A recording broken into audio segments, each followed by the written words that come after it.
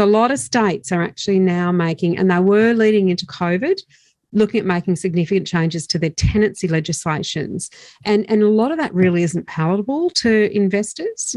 Some of the things we've seen, Veronica, are, not being able to end a tenancy unless there's 3 or 4 basic, they're not even basic, they're significant reasons. Well, and this is the end of a tenancy, not end of a lease, not during a lease. Yeah, I mean, and unfortunately, because I think one of the things you were talking about there is not being able to require somebody's outside of a lease to vacate on without grounds. And it's so if I decide I want to sell my investment property, or I want to move into it, or I want to do something else with it, then there's basically 4 grounds. You can sell, move in yourself, family move in, or significant renovations. So that's kind of the basis of most of the changes the states are looking or have made.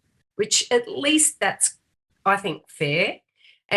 But the problem is, and I know what they're trying to do is provide stability for tenants, but when you create a situation which makes a mum and dad investor or an individual investor not feel that they have flexibility over their asset, then they might be less likely to either hold on to it or to buy one in the first place.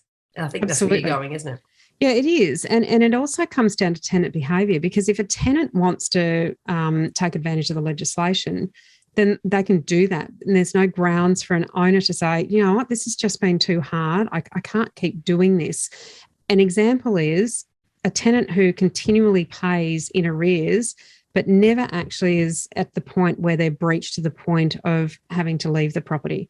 But what that does to an investor's cash flow is it makes it very difficult for them to budget for paying mortgages and rates and maintenance and all of those sorts of things. So when someone isn't paying in accordance with their contractual requirements, which is the lease, but they keep pushing it to the point where they can't actually be put out of the property, but it has an impact on the owner, the owner used to be able to say, you know what, I can't do this anymore. I need someone who will pay their rent on time, and that's going to be removed.